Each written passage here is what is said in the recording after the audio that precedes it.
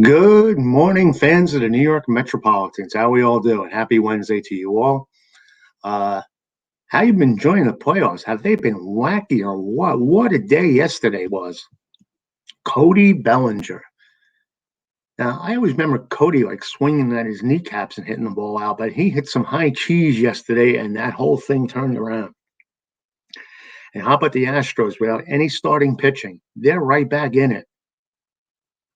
Now, don't you wish it was our Metsies who are right back in it? Well, never give up faith. We will be there eventually. I remember in 2014 when Kansas City played San Francisco in the World Series, I said to myself, you know what? I think next year we're going to be here.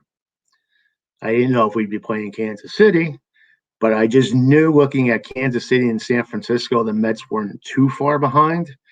And I keep saying, as I watch these playoffs, if we had a healthy DeGrom right now, there's a good chance we would have been in the postseason right now. As we separate ourselves from the 2021 regular season, I keep saying, why aren't the Mets in the playoffs? And all you can do is, it seems like everything leads back to Jacob DeGrom's injury. I mean, let's face it, everyone's talking about MVP years. And at that point, I think DeGrom was the MVP of the National League when he went down. And he could very well have been the MVP if he even somewhat continued the pace he was on. So what we need is health next year.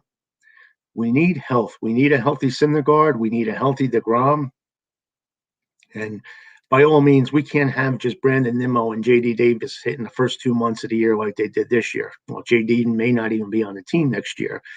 But the bats were horrible the first 2 months of the year. And let's face it, the pitching was phenomenal, and that's the reason we were in first place. But once DeGrom went down, as good as Stroman was, he couldn't carry us, and Taijuan Walker disappeared in the second half of the year, and things just kind of snowballed. Let's face it, it was fun while it lasted, but we do have to look forward to next season. But before we can do that, there's a lot of things that need to be solved. And like I said, the playoffs are a distraction because we're looking at what's going on in the playoffs and thinking, well, it's still the baseball season. Well, for the Mets, it's no longer the baseball season. It's the off season. They need to get in gear because once the World Series ends, the dominoes start falling pretty quickly. And the Mets are going to have to go out there and search for their general manager or president of baseball operations, whatever you want to call it, and then get a regular manager. I doubt they would hire a manager first before any general manager because the general manager basically wants to set the table with the silverware he wants for the upcoming baseball season. But who is that going to be? Like I lamented yesterday, we had the big three turn us down. We had Billy Beane, John Stearns. I wish John, the dude. Hey, why not just have the dude as a general manager? He'd get things done. David Stearns and Theo Epstein turned us down flatly. So now it's almost, like I said, Groundhog Day. Wash, rinse, repeat from 2020. But this time Stephen Cohen's got whatever he can offer. And I still, like I said yesterday, I still don't get how people aren't clamoring for New York Jets. There has to be more to this. I just don't know what it is. Maybe behind the scenes, the Mets are just hard-nosed negotiators. Who knows? But they did shoot for the top three, and now they're going to have to settle for, I don't want to say anybody's second tier, but they're going to have to settle for one of the choices that weren't their top three. And let's face it, top three would have brought instant credibility to the Mets, and I think people would have listened if those three were actually director of operations. They would have been able to wheel and deal with a little bit more clout with other teams, but that's not going to be the case. So now phase 2 has begun. So the Mets search is underway, and there's all kinds of names being thrown out there. I know Josh Burns seems to be the flavor of the day from the Dodgers camp, as well as Brandon Gomes from the Dodgers camp. Scott Harris, Matt Arnold. Scott Harris is from the Giants, and Matt Arnold from the Brewers, and Peter Bendix from the Rays. And they're all on the radar. And it's good to see that they come from like the kind of organizations that you want to see up-and-coming president of operations come from, winning ball clubs who build from within. I would have no problem. I don't know how their track record is. I'm not that deep into this, But I always believe that winners cultivate winners. If you get a general manager or president of operations from a winning organization, more often than not, he's going to do well with yours. So it's not going to be a big splash hire, that's for sure. And hard to believe, right? A New York media market team like the Mets can't make a big splash, but that's how it is. And it's put the Mets in kind of a tough spot. And especially with the fans, because the fans are clamoring for a winner. And Uncle Steve, I'm not going to say Uncle Steve made promises. He did say we'd be in the World Series in 3 to 5 years, but they're expecting more right now. And I don't necessarily know if the fan base is going to go crazy over a no name, and no disrespect to anyone who's hired, but not like the big three. So I guess what we're going to see is whether or not it is going to be Sandy Alderson making the ultimate decision on a candidate, or is it going to be Steve Cohen actually going ahead and beginning the team search? It is hard to tell at this point who is actually calling the shots, because you think like Sandy's got one more year. And I think Cohen actually does respect him as a baseball man. So it would not surprise me if Sandy does make the decision, but who knows what goes on behind the doors. Once again, Sandy had his shot last year after all the candidates, his top candidates, turned down the opportunity, I should say, to become president of operations. And Jared Porter, he lasted just over a month on the job before he was fired for sexual harassment of a female reporter that occurred during his Cubs tenure. So again, the Mets are probably going to do a little bit more background search on what's going on here. And Zack Scott, hired by Alderson as assistant general manager, was installed as the acting GM, but has been on administrative leave since August 31st and his arrest for DWI. And I doubt he's coming back. He's awaiting a December 8 trial, and I don't even think he's going to have any ties to the Met organization whatsoever. But like I said, Steve Cohen actually has his faith in Sandy. He trusts, I guess we could say. And he wanted him to help build that baseball operations department. Now, we got a few strikes on us already, but we'll see what happens. I do like Sandy Alderson, but if he's going to be in, he's got to be all in. And he's got to change his thinking ways. I think sometimes he's still probably acts as general manager like during the Wilpon era, where every nickel and dime was secure. To win big, I think you got to spend big, and you got to think big, and you got to think long term. So I think Sandy does think long term. So we need a guy like that to come in and take over the show. And I think Theo Epstein would have been the perfect guy for that. He made his splash twice with the Red Sox as world champion, the Cubs once, and both of those teams were quagmire. They weren't winning championships for decades. But the team and Epstein came to a conclusion. It just wasn't right for either one of them.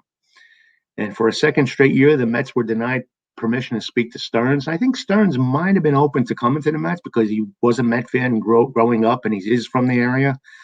And he got a hand to him. It's not a major market team, the Brewers, but he has built them into a winning ball club the last few years. And hats off to Mr. Stearns. And like I said, Billy Beane, I thought would have been a natural fit with Sandy Alderson, get that old Oakland A's Moneyball philosophy going. But he will remain with the Athletics, and I think that is his home. He might have been a little bit out of place in New York, but he did speak with Sandy. And I guess they could just gauge his interest and whether or not he was willing to come to New York. And it probably would have taken a tremendous offer here in the comment. I can see why he's probably staying with Oakland. He is the Oakland A's. Actually, when I think of the Oakland A's, I think of Billy Beane. It's one of those, what's the first thing that comes to your head when I say Oakland A's? Well, Billy Beane is for the modern A's, it's Billy Beane for me. But you never know. They could still get a big name somehow. But what they need more than anything is someone who's going to – baseball is changing. The game of baseball, the way it's played today, is changing. So they're going to have someone who is adapting to the times the way they are. We'll see. And don't forget, Steve Cohen at one time was in line to take over the ownership of the Los Angeles Dodgers, but that fell through. And he was actually going to hire Tony La Russa as his president of operations. So you never know. Sandy could go big time, and it could be an unexpected big time. We shall see. Greg Fokker says, I don't see the Mets in the World Series in 3 to 5 years, and don't take Stearns. Well, Greg, we can't even predict as baseball experts, no matter how much you know, what's going to happen in 1 year. I mean, everyone thought the Padres would be one of the hot teams, and look what happened to them. No one expected the Giants to do what they did, and look what happened to them this year. So I could say that too. I could say they will be in the World Series in 3 to 5 years. I could say they won't be in the World Series in 3 to 5 years. But the fact of the matter is, all you can do is plan accordingly. Everyone has their own different opinions. And who knows? Whoever this World Series championship team may be, they may not even win the World Series. But we'll see. We'll see what happens. It's going to be interesting, without a doubt. But speaking of the glory days of the Mets, now the Mets didn't win the pennant in 1973, but it was one hell of a series, and we've been talking about it the last couple of days. And let's go into the deciding Game 5 matchup between the Mets and the Cincinnati Reds. It was a beauty. It was a beaut. And it was at Shea Stadium. Those were the days when the first 2 games were played on the road. It was a best of 5 for the league championship series, and the last 3 games were played at home. Now, the series all tied up at 2 games each in best of 5 series. It all came down to 1 game, the decisive Game 5 for the NL pennant. Now, the Mets' long season took them here, and an official crowd of 50,323 filled into Shea Stadium for a chance to see their team get to the World Series. And just like today, if you're in the New York area, it was a beautiful day. And the game, hold on to your pants here. This is a playoff game deciding 5 here. Number 5, all for the marbles, only took 2 hours and 40 minutes to play. Now, back in the day, now I know things were a lot cheaper, but the winning club would earn $14,000 per share, and the losers would earn about $6,000. And what was hurting the Mets on this day was they had to play without their main RBI man, Rusty Staub, the Grand Orange. He was one of the big bats in the lineup that year. And Staub had injured his shoulder, crashing into the outfield wall, making a spectacular catch in Game 4. Ed Kranepool was in the lineup playing in left field, and Cleon Jones moved over to play right field. Like I said, I love the lineup of the Reds that year. It was Pete Rose, and for today's lineup, it was Pete Rose left field batting first, batting second, Joe Morgan playing second, Dan Dreesen batting third, playing third base, Tony Perez cleanup playing first base, Johnny Bench batting fifth and catching, Ken Griffey, not junior, Ken Griffey senior, batting sixth, playing right field, Cesar Geronimo, one of the great defensive center fielders, and what an arm he had. He was batting seventh and playing center. Darrell Chaney, probably the weakest link in the lineup, batting eighth and playing short. And Jack Billingham. Now, who remembers Jack Billingham? How was his role in baseball trivia? Well, he gave up Hank Aaron's 714 home run the next year. But today he was pitching in the decisive Game 5. For the Mets, we had Wayne Garrett leading off and playing third base, Felix Meon batting second, playing second, Cleon Jones playing right third, first, Ed Kranepool batting fifth in left field, Jerry Grody catching and batting sixth, Don Hahn center field batting seventh, Bud Harrelson batting eighth, playing short, and Tom Terrific, the franchise. If you're going to have your Game 5 pitcher be a big one, it's got to be your franchise, and Tom was our franchise. Now, for the Mets, Tom, who was the 73 Cy Young Award winner, was 19-10, 2.08 ERA with 251 Ks that year. He took the mound, but he just didn't have his stuff. His fastball was not working for him. A lot of people thought Seaver may have been fatigued working on 3 days rest after pitching 9 innings in Game 1. And he struggled all afternoon without the use of his fastball. He would have to work hard today using other pitches in his arsenal. Seaver said, Jerry Grody realized that right away. He made me change my whole game. He made me change my speeds. In the top of the first, Pete Rose, now public enemy number 1 in New York after what happened in Game 4, walked to the plate to a tremendous chorus of boos and obscenities. Game 3, it was Game 3 that he had to fight with Buddy. He grounded out to Felix Meon at second, and the Met fans cheered. Seaver then walked Joe Morgan, served up a single to Dan Dreesen, and then tossed a wild pitch advancing the runners. Tony Perez was the batter. Seaver later explained the at-bat. I had to get Perez out, so I would have to put Johnny Bench on. I got Perez on a sinker, a good pitch. And God bless Jerry Grody. He made a hell of a play in the first inning that might have changed the whole game. Grody held on to a foul tip for out number 2. Bench was walked intentionally, and young Ken Griffey flew out to center field. The Reds sent Seaver's same opponent from game 1 to the mound in the finale, Jack Billingham, as I mentioned before. And Jack had a pretty decent year in 73. He was 19-10 with a 3.04 ERA and 155 strikeouts. Now, after Wayne Garrett grounded out, Billingham ran into trouble.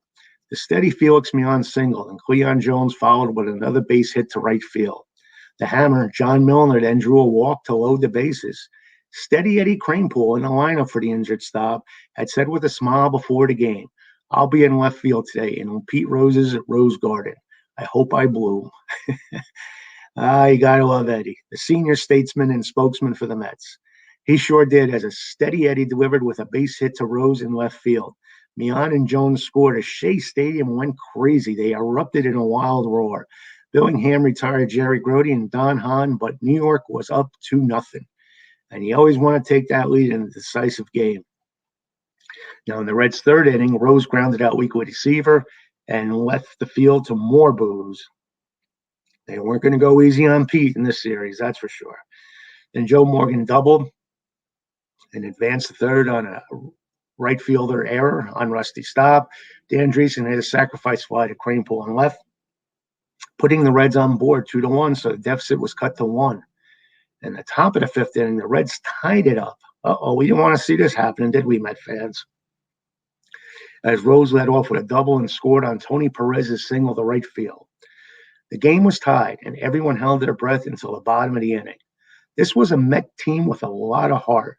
They were used to being counted out and coming from behind. Its core also had his numbers, a lot of members from the '69 World Championship team, and they knew how to win.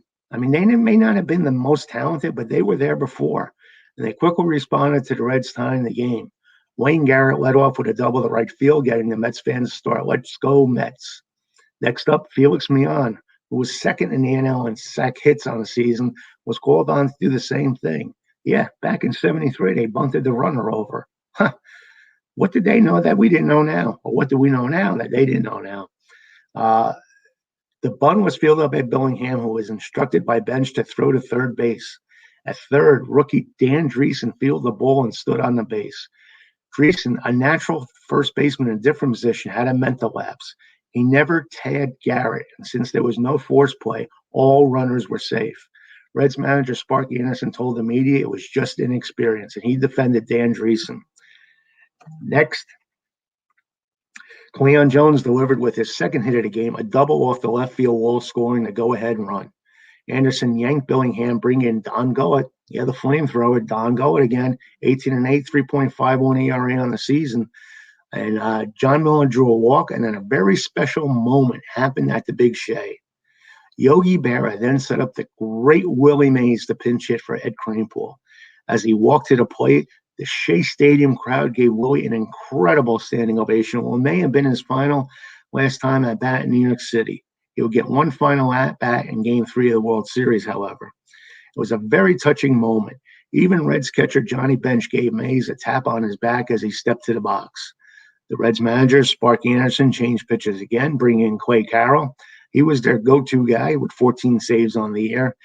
And and a lot was happening in the world that day. The national NBC television broadcast cut away to report that Vice President Spiro Agnew resigned. They later had to apologize to the public for cutting away. So in the heat of an exciting Game 5, we were watching Spiro Agnew. But Mays, who had just batted .211 on the season, came through in his first at-bat of the NLCS. He bounced a high Baltimore chop toward third base, reaching safely with an infield hit. And it was enough to score Meon and make it a 4-2 Mets lead as Shea Stadium gave Mays another standing ovation. Mays said after the game, "I want to do something for this team. They've taken care of me all year. I mean, it didn't bother me about playing. You always want to play, but when you get older," and Willie left it at that. And after Jerry Grody grounded out, center fielder Don Hahn grounded to short, but John Milner came in to score from third base. Bud Harrelson, New York's latest favorite underdog hero, stepped into a huge ovation and singled to Rose in left field. How ironic. Field that ball, Pete. Field that ball. Mays crossed the plate, and the Mets had a commanding 6-2 lead and never looked back. In the home sixth, Tom Seaver led off with a double to left field with 2 outs, and the hot-hitting Cleon Jones brought in Seaver with a single up the middle, making it 7-2.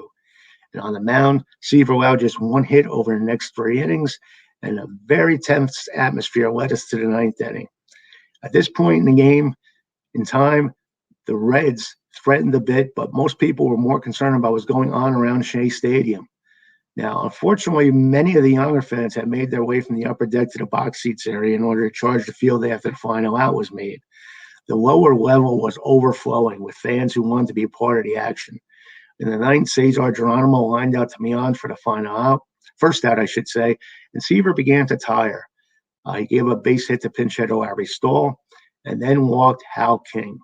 On the first base side, the temporary seating area collapsed from the weight of fans making their way down. The game had to be halted for 10 minutes when Pete Rose was at bat. Seaver himself walked over to the area and told fans to calm down. They still had to finish the game. A wife of the Reds team doctor fell down and was stepped on. She was escorted away in tears. Reds coach Alex Grandma knew what was coming and urged the players' wives section to leave the box seat area. They were escorted into the Reds dugout to the clubhouse. Reportedly, a rowdy fan pulled Mrs. Phil Gagliano's hair as she climbed into the Reds dugout. Phil then punched a fan. He got off the top of the dugout area. Sparky Anderson had this to say: "It's unbelievable to me. I just can't believe they don't have better control over the people. It makes me ashamed I am in this country. But I'm not too sure New York is in this country. Not after this week. Normal fans don't act that way. They must be on dope or something." Now, let's admit those were harsh words for a whole city, because out of a few out-of-hand fans, especially Mr. Rose was the one who started a fight with a much smaller guy 2 days earlier, stirring things up. Those words would certainly not be tolerated today in today's politically correct times. When play resumed, Pete Rose had an 0-2 count and took a close pitch. Seaver and Grody both thought it was strike 3, but umpire Bruce Fleming thought differently. Rose then drew a walk to load the bases. Yogi Berra went to his bullpen, bringing on one of the baseball's top relief pitchers, especially the last 2 months of that season, Tug McGraw. Seaver left to a tremendous ovation. McGraw entered to the exact situation he wanted to be in. He walked into the Mets infield meeting on the mound and got the ball from Yogi. Everyone knows that the World Series was waiting for the Miracle Mets. McGraw got Joe Morgan to follow up the infield as our favorite Buddy Harrelson made the grab for out number 2. Now the tension really mounted as public enemy number 1 in New York. Pete Rose was on first base. The Shea fans were looking like hungry lions waiting to devour their prey. Everyone at Rents camp was concerned with Rose's safety. New York was a rough place in the 70s, and security measures for a crowd this large were not as advanced as in today's times. On the radio, MLB broadcaster Vince Scully kept emphasizing over and over his concerns for Rose to get off the field safely, hoping the fans would behave. Dan Dreesen then grounded out to McGraw. He tossed the ball to John Milner at first for the final out. And yes, the Mets had done it. They won the pennant and were headed to California for the World Series. McGraw held on to his cap and ran for his life as the fans stormed the field. Willie Mays had to fight off a fan to protect his cap as he ran to right field bullpen area for safety. Mays said it was the only cap he had left and felt it was a good luck charm. He'd rather give up his uniform shirt. Pete Rose had to make it to the Reds dugout for his safety. He later claimed he was never more scared in his whole life. After the game, he said, "I'm still thinking we can win this game. They're scaring me to death. I had 15 guys with bats ready to protect me, but I was never touched. I got out of there fast." Johnny Bench added, "Our first concern was Pete's safety. I thought someone might try to kill him. If the cops weren't going to stop these maniacs, we would." Pete Rose says New York doesn't deserve a pennant. They let the fans out of the zoo for the game and take them back when it's over. Jerry Grody said he better get the hell out of here in a hurry. The Reds were very upset as they banged the lockers and walls of the visiting clubhouse in Shea Stadium. Most of their rage was geared toward the fans to cover up their frustrations of losing to the underdog Mets.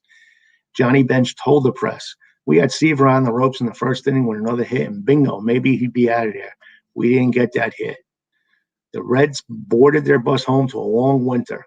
A fan with a bugle stayed by the Reds bus and played taps for over an hour. Fans did storm the field, but mostly in celebration, shouting, "We're number one." Unfortunately, they did rip part of the turf, making huge craters on the field. The bases, pitchers, rubber, and parts of the outfield fence were all gone. The police estimated that 1/3 of the crowd had jumped onto the field after the game. It was a bad scene, and the organization was embarrassed. Seaver spoke out embarrassed by some of the fans' tactics. These fans don't care anything about baseball or us winning. It's just an excuse to tear up everything in sight. Luckily, the grounds crew had a full week before the World Series was to be played at Shea. The Mets locker room, there was a happy, joyous chaos of a victory celebration. From last place in August to an NL pennant a bit over a month later, their run was incredible. This was another Mets miracle finish. Not as surprising as 1969, but very, very memorable. The Mets were now going to win their second World Series in 4 years and had to be acknowledged as the winners. The players doused each other in champagne as Tug McGraw was heard yelling repeatedly, "You gotta believe, you gotta believe." Tom Seaver poured some bubbly on the New York City mayor, John Lindsay, saying once again, referring to what he had done in 1969. And John Lindsay played the role of a good guy by saying, "Yes, once again." Willie Mays said to him, "Mr. Mayor, you don't know how good I feel. I came in a winner, and I am going out as a winner." Seaver talked about the game. "Of course I was tired, but I had a lot of good stuff." Jerry Grody called a good game. He called a lot of changeups on bench and others that made me more effective than I might have been otherwise. He's been catching me 7 years now and knows me. Willie Mays said he had a lump in his throat when he came to bat as a pinch hitter in the game. He was reminded he, as a rookie in 1951, when he was just 22 years old, was on deck when Bobby Thompson hit his famous shot heard around the world to win the 1951 New York pennant for the Giants. Mays said, "When Thompson hit it, I was on deck and scared to death. Today I was hoping to be up when something was happening. I think the pressure was on the pitcher. I like pressure." He added this team was all about togetherness. Manager Yogi Berra said, whoever figured we'd win it and wind up in the World Series. They really played ball since we got them all together.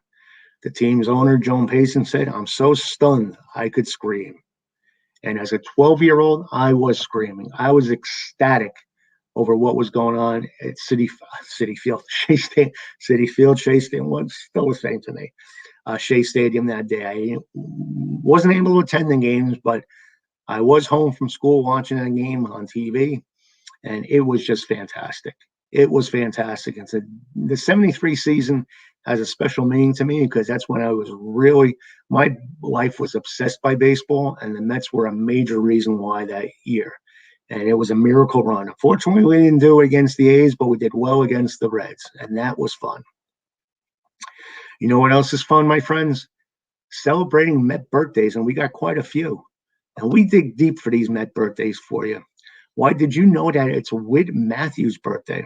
Yes, Whit Matthews. Who's Whit Matthews? Well, he was an administrative assistant with the Mets from 1963 to 64. Where else are you going to get that kind of birthday information? Happy birthday, Whit Matthews. Shout out to Bobby Floyd, a coach for the Mets from 2001 to 2004. It's his birthday today. Happy 78th to Bobby Floyd. Happy to Mex, Keith Hernandez. One of my, as I call my trifecta of Met players.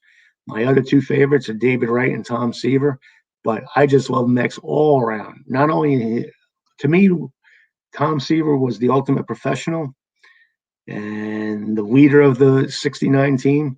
David Wright was just an all-around great guy who you could not root for, who had so much natural ability. But Keith Hernandez, I have loved him as both an announcer and a player. The way he played the game so intelligently, and I think a lot of the ways that Keith played the game as a player are now part of today's game on a regular basis. I think he was ahead of his time. And 5 times he won Gold Gloves with the Mets. He was a Silver Slugger with the Mets in '84. Player of the Month in July of '85. He was the captain.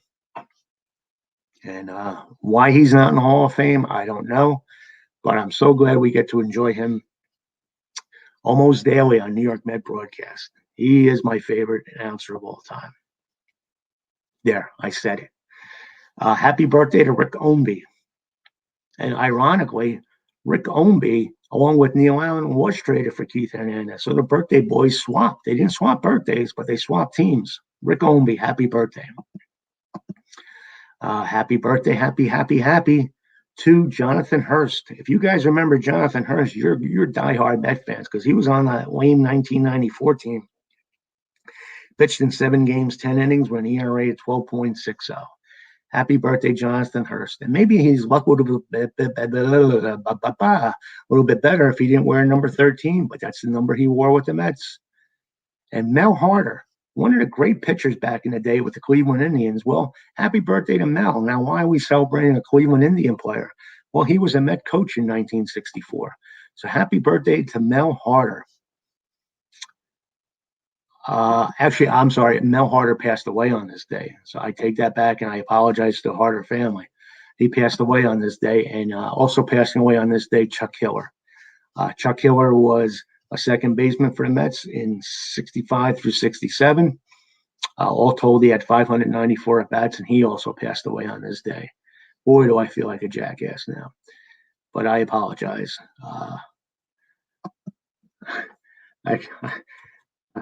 Simple misinterpretation, I apologize. I hate to say it's someone's birthday when it's actually the day they died, so I feel horrible about it. What's going on in the greatest New York Mets baseball Facebook group there is? Well, I'm glad you're asking, and I'm here to tell you all about it.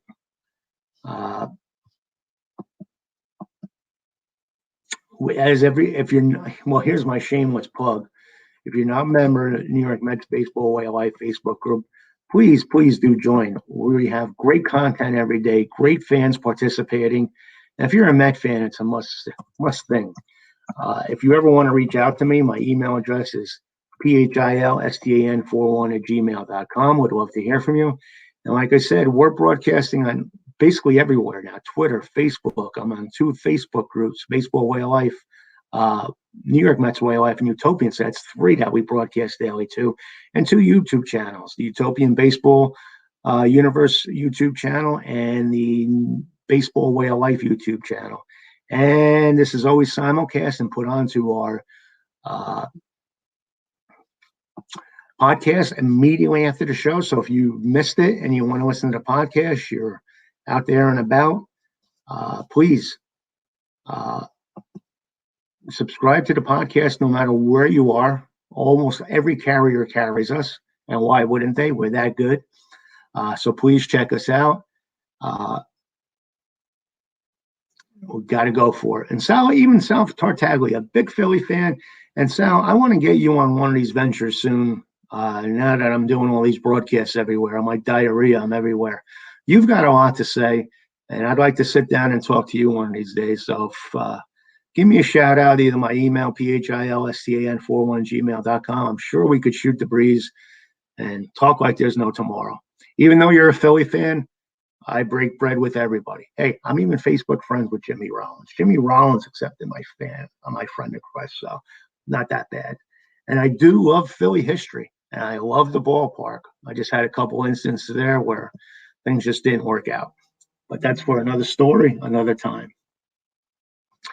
Okay, here we go. Let's rock and roll. What's going on in the group? Again, we're doing this broadcast. That's what's going on. And then I popped out a question the other day. I said, what's the first thing that pops in your head when I say Yoenis Cespedes? Ron Davis says, give me great me player. Selfish. Ron Kaplan is great in the short run, but not the long haul. David J. Rubin said, missed opportunities. I lost a fortune of money on his memorabilia. Dan Wiener basically summed it all up and says, coulda, shoulda, would've.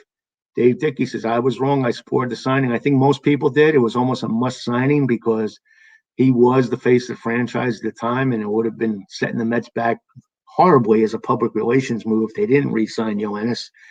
But even Dave says he was totally self-centered and a numbskull. Wild boar, horse, hole in the ground, you got it. Daniel Murphy says bad trade or Mr. IL. Paul Rubin says that three-wheeled vehicle he drove in the spring training after signing that huge contract. Metsy Dylan Christopher says egotistical clown. Marty Rose says the run in 2015. Ron Davis says 2015 hero. Jeff Kember says his time was short. And Israel Rosales says La Potencia. Yeah, those were the good old days when we called them La Potencia. And then I put a poll up there. How would you grade Luis Rojas' 10 years manager? 60% of you gave him a C, 40% of you gave him a B. And Anthony Morosco gave him an incomplete. So there you go. Those are some of the good things we're always talking about in the group. So come on board, join the crowd. Like I even asked, what's the first thing that pops to your head when I say Joe McEwing?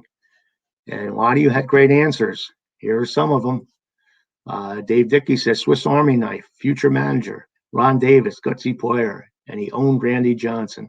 Johnny Reagan, County College of Morrison, Randolph, New Jersey graduate. David J. Rubin, possibly our next manager and a real super utility player. Cool stuff, guys. I love all your answers to all these things, and it makes the group so great. What else has happened on this day? Well, on this day in 1969, we were talking about the 73 season. The Mets joined the AFL's New York Jets and the Apollo 11 astronauts as the Mets became the third group this year honored with a ticker tape parade on Broadway. The world champions attended 3 rallies throughout the Big Apple with hundreds of thousands of New Yorkers enjoying the day-long festivities. Fun times indeed.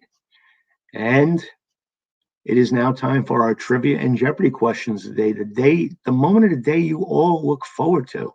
I know that. I just know you do. You can't hide it from me anymore. But before we do that, let's go into some of the transactions that happened on this day. 1965, the Mets traded Al Jackson and Charlie Smith, a big trade at the time, to the St. Louis Cardinals for Ken Boyer, who was one of the premier third basemen during his era. This day in 1970, the Mets sold Larry Bernard to the Milwaukee Brewers. And this day in 1971, the Mets sold Ron Taylor to the Montreal Expos. And on this date in 2009, the Mets released Ken Takahashi. So that's some of the good stuff that happened on this date.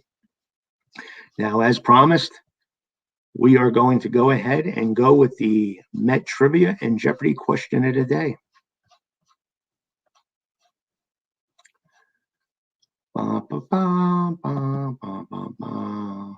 Here we go. Here's the trivia question. Who was the last Met pitcher to win the Relief Man of the Year award? Write it down, lock in your answer, and now we're going to go to the Jeopardy question. Claimed by the New York Mets on waivers from the Los Angeles Dodgers on April 3rd, 2002. Second clue is a member of the Church of Jesus Christ of Latter-day Saints and reportedly passed up $1 million signing bonus in order to serve a mission in Japan. Was originally drafted by the California Angels and was traded to the White Sox while in Japan as a missionary. As always, I'm going to take a sip of Joe while you guys answer these questions. Big ones, my dog and myself here. As you can see, I'm wearing Met gear, even when I'm taking portraits of myself with the dog.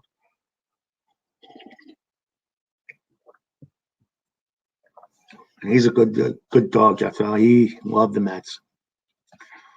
Okay. Here is the trivia question. The answer. Who was the last Met pitcher to win the Relief Man of the Year award? Why, it was none other than Armando Benitez.